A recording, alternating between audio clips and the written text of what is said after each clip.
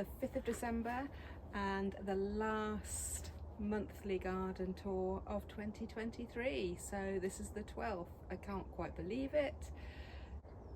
We've had an awful lot of rain. We've also had 2 or 3 nights frost, so the dahlias are looking pretty black by now.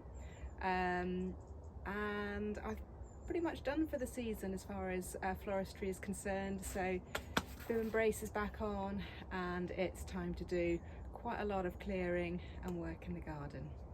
So let's have a look and see what we've been up to. Hey, guess what?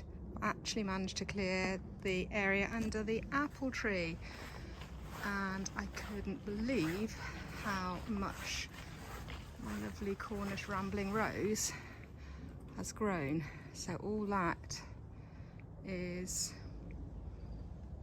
1 year's growth, that particular branch there. So I'm almost there. I have my wildflower plugs at the ready. I sowed these in the autumn. They just aren't quite planted yet.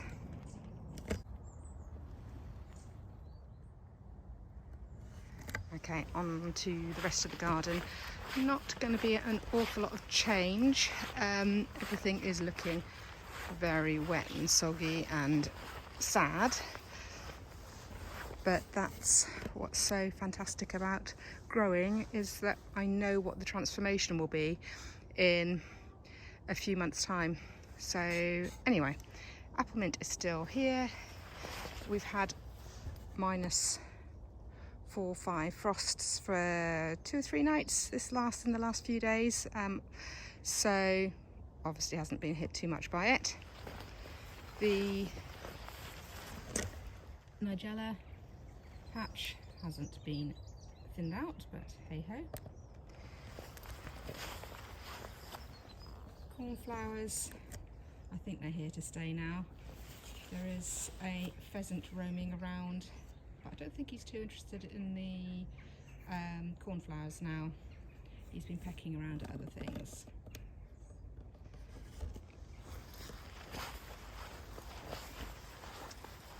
The other direct sown nigella, just here there's should be 4 different lines. I can just about distinguish them. You may not be able to, but difficult to see on the camera. Greater Quaker grass, another thing that's hardy and can withstand a certain amount of frost. The wallflowers also looking fine. So the only things that have keeled over, I would have expected to anyway, obviously the remains of a cosmos, which is a half hardy. But things like the biennials and so on are fine. Not sure what to do about the pond, and don't know whether I should have saved some of the pond plants. They should be native, so I'm guessing they should be okay, but I've probably left it a little bit late to do anything.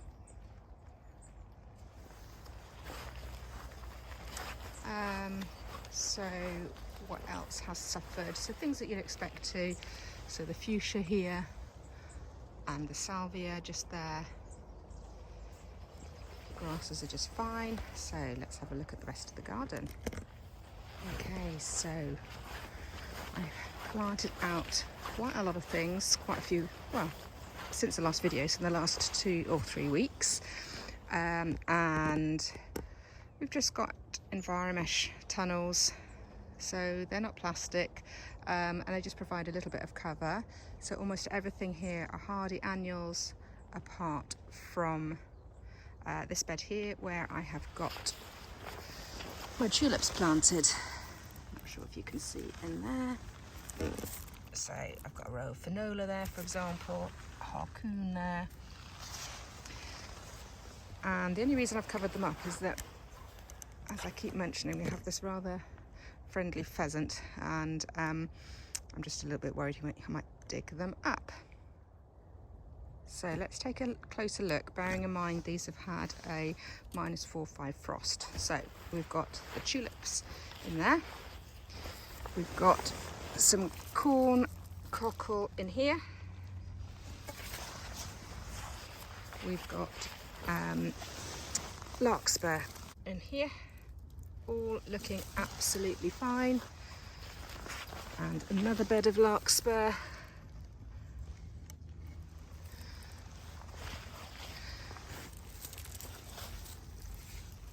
Clary sage, blue, pink and white. And let's have a look on the other side. So Daucus in here, Dara and the white one. Okay, so this is the Gypsophila Covent Garden, which has succumbed. Now, I don't actually think it's from the frost. I think it's from slugs. But I've got some more in the greenhouse, so I think I'll just keep the remainder in the greenhouse, leave these here and just see what happens. Scalius has all been absolutely fine.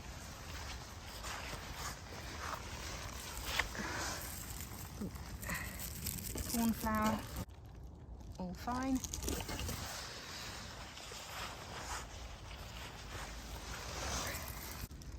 And Nigella, all fine.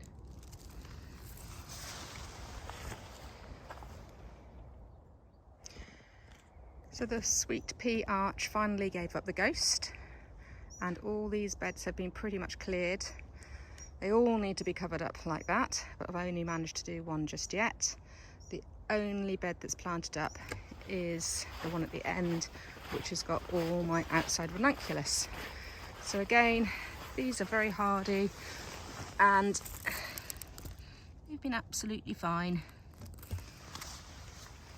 And on the other side, nothing much.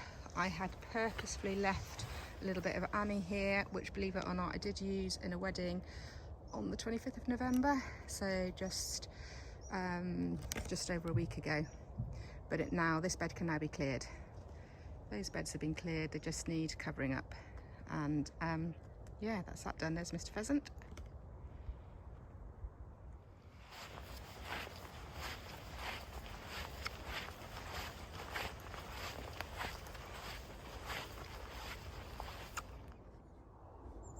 Now just look at the colour of that lovely Pyrus Canticleer. So it's an ornamental pear, beautiful autumnal colour there. Right, little scan left and right, right and left. So beds either side of the arch need clearing, and there's not a lot left apart from the shrubs and the herbaceous border.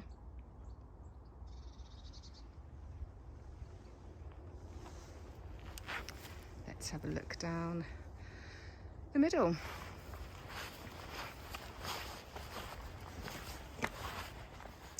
So these beds on either side have been cleared, not weeded.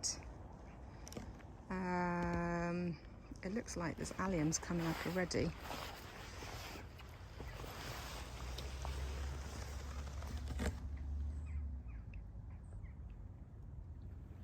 I think that those are alliums there. Definitely over there. But the plan is just to get these covered soon to try and limit the amount of weeds. I will be clearing the raspberries on the right. The cover crop did not work on the left. Got tons and tons of Nigella, don't really need that. Anyway, this bed's going to be cleared.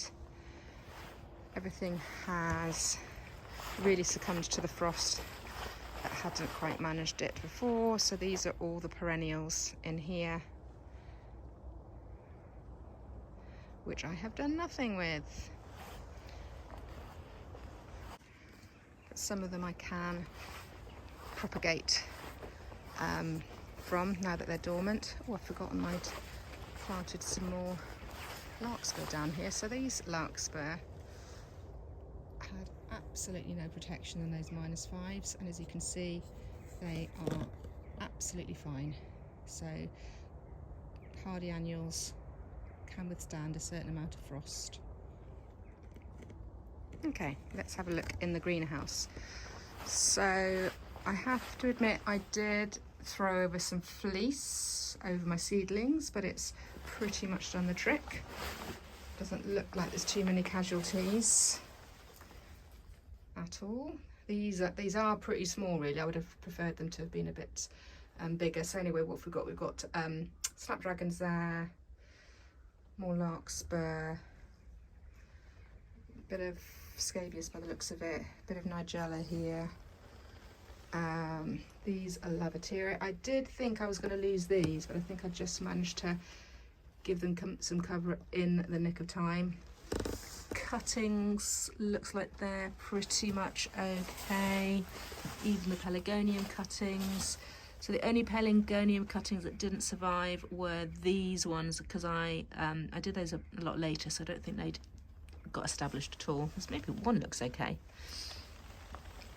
And the large pelargonium has definitely snuffed it, which I would have expected in that frost. Okay, let's have a look at the big greenhouse.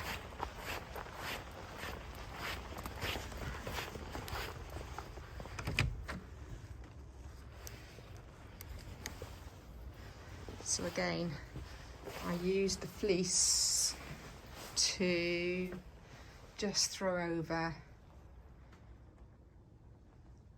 hardy annuals that have not been planted for one reason or another. Some intentionally have not been planted, and I know that the Ami would not have survived that -5.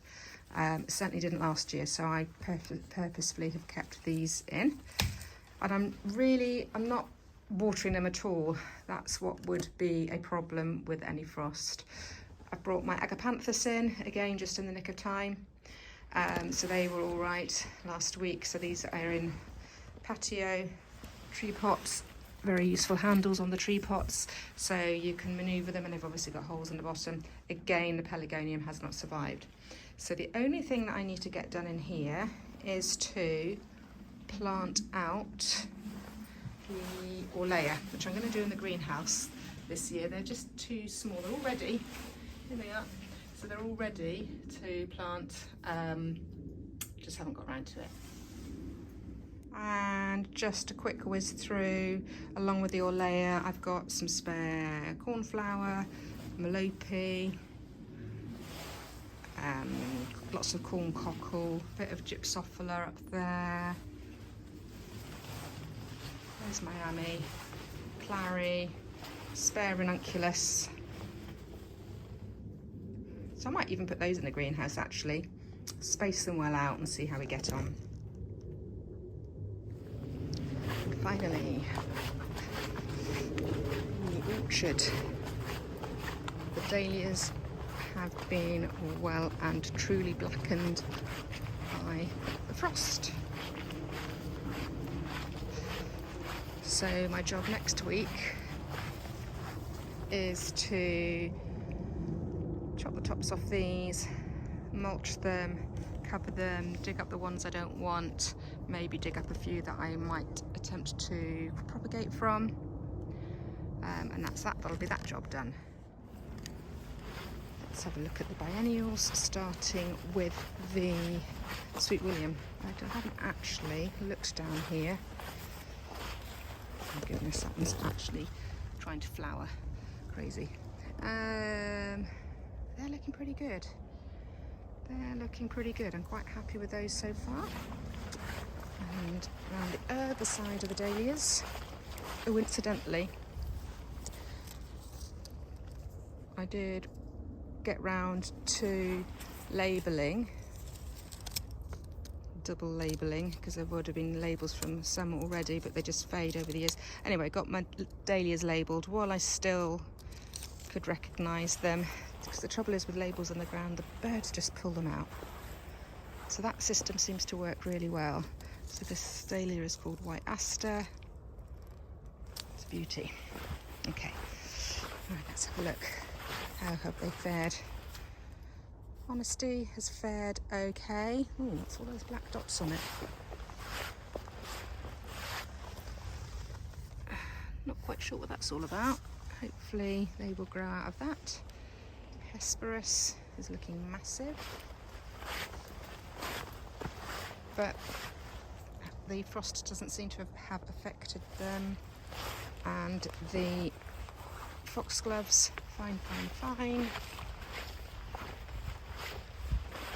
Probably want to come through and, you know, like take off these brown leaves. Probably want to do that at some point when I have a moment.